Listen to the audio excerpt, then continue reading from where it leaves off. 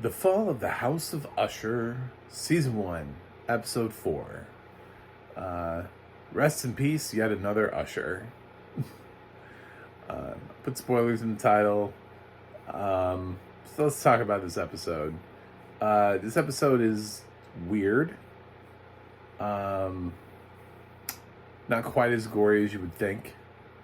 It's once again, I would say, now that we know how Lenore works, it's becoming more and more obvious. I can almost sort of feel like the kill sequence is starting to unfold here. Basically, we got a little bit of a heads up, a little bit of a taste in the last episode with the randomly murdered dead cat. Talk about taking out your anger. She had to murder a cat. How righteous is your plan now, ma'am, when you're out there killing cats? So that you can have your plan follow through. But she always does give the people an option. She always does give them the option to do the right thing. But these Usher kids, they just, as soon as he started giving his speech, he's like, "Do you know who I am? I can..." Although I did kind of get his whole thing where he's like, "I can adopt all of these cats and find them homes," or whatever. I was like, oh, well, I don't know, is that a bad thing? Like, he's basically offering to, he's like, if you give me that one cat, I'll make sure all of these other cats that are on death row will find homes.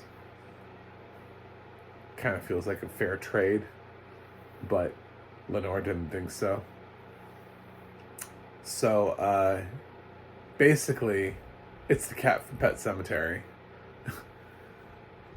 It's haunting him, bringing him dead rats that apparently only he can see. He becomes convinced there's something in the walls. His boyfriend cannot actually see the cat, and because it's not really there. Which leads to the untimely death of yet another Usher as he tries to run after the cat that's out on the balcony. As soon as I saw that cat out on the balcony, I was like, well, this is how this guy dies. It's going to run out on the balcony. Yep, he ran out. Oh, yeah, he fell over the edge. Predictability.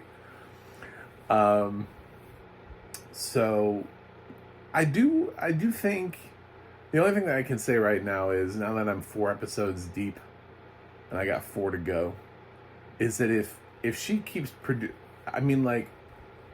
family sucks, I get it. But if she keeps presenting every single Usher with the opportunity to make another choice and none of them make the other choice, I don't think that's interesting. I just don't, at the end of the day. So I'm kind of hoping somebody actually hears what she has to say, even if it's sort of like a peripheral member of the Usher family. Like, technically in that club, she was there to screw over Prospero, but it ended up hitting up the wife of Frederick, who, she's not technically an Usher. She's married into the Ushers. Would have been nice for a character like that to have been given an opportunity where they are not there. So I'm thinking maybe the granddaughter, like that woman's daughter that keeps showing up, maybe she finally hears it and she's like, wait a minute, you're right, I don't need to be here, and takes the opportunity. But I think you have to have that variation. I don't think you can keep presenting people with the opportunity. I don't think there's anything interesting in that. I mean, it's fun to watch shitty people. I feel like I'm watching the cast of Succession slowly being killed off one by one. But at the end of the day, I don't know that everybody in Succession is the same level of evil and malevolent that, in that show. So I don't know that I would root the same way for everybody's death, like in this one we're supposed to be. This series still does have random jump scares because Bruce Greenwood, while he's talking to Dupin, uh, is still seeing like random things. And so he's being clearly haunted by ghosts that are disturbing, and we haven't really been explained why. I'm sure it'll come in by the end as to who these ghosts are that he's being haunted by. But, yep, so there are jump scares in here. Compared to, I would say, the episode 2/3, where the remnants of episode 2 bleed into the beginning of episode 3, this is not as gory as previous, but still, at the same time, not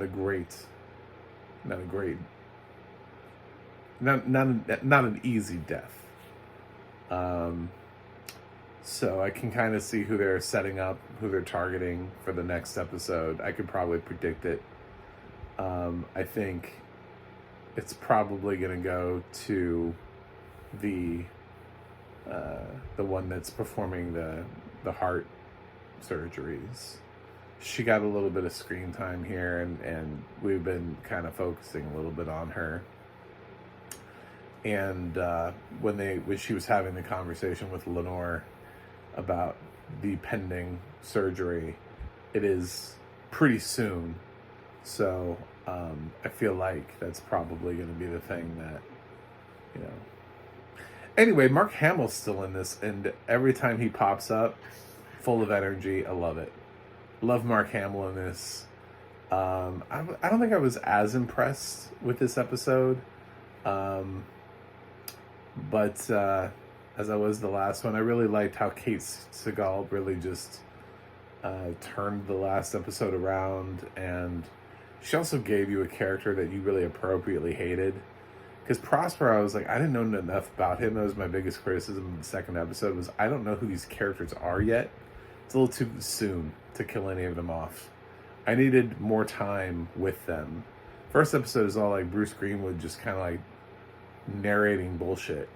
And the second episode, there's still so many characters in the show, I just didn't know who any of them were. So by the time we got around to Prosper, I was like, I don't know.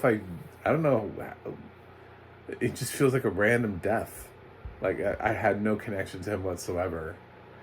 And then, third episode, finally, I'm starting to learn who these people are. Fourth episode, I feel like I have a pretty solid grasp of these characters and their level of shittiness to each other. And, yeah. Audio description is, once again, solid. Definitely talks about the gore, tries to describe the ghosts that are fleeting moments as well as possible. Almost every ghost is accompanied by a jump sound instead of just being a jump scare all on its own. We do that now in things. We're perfectly okay with using the soundtrack to accompany a scare.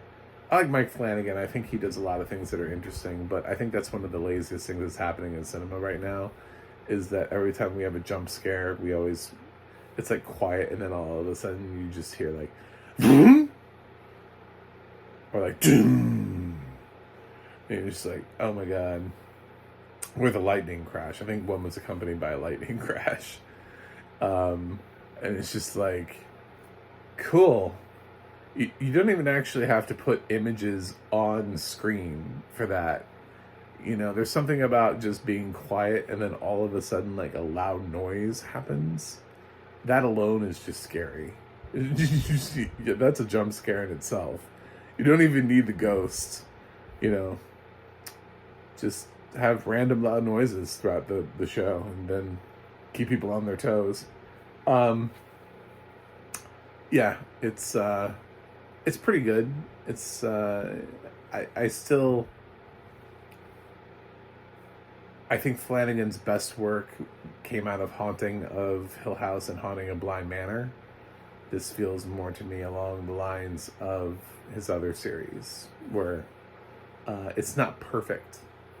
I don't feel like I need to like run out and tell everybody to watch the show.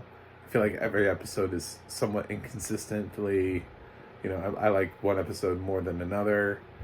I'm pretty solid on this episode, especially now that I know who the characters are. So I'm gonna give Fall of the House of Usher season 1 episode 4 B+. I kind of have a feeling I know who's gonna die in the next episode, but we'll see. There are definitely a couple people at play here, so could be somebody else. As long as it's not Mark Hamill. If he goes, he needs to go in the final episode because he's far too interesting. I need him to make it. Every time Mark Hamill comes in with his like gruff voice and he's like, "I'm gonna help you." I don't even know. What's he doing? What is this voice that he's doing? He's like, I feel like my guy has been a chain smoker since he was 5. I'm gonna go with that voice. So, anyway, it's weird because he's not really part of Flanagan's normal ensemble, but I'm loving the hell out of Mark Hamill's performance in this show. He's not really an Usher. He's not that relevant to the story. I'm just really impressed with Mark Hamill.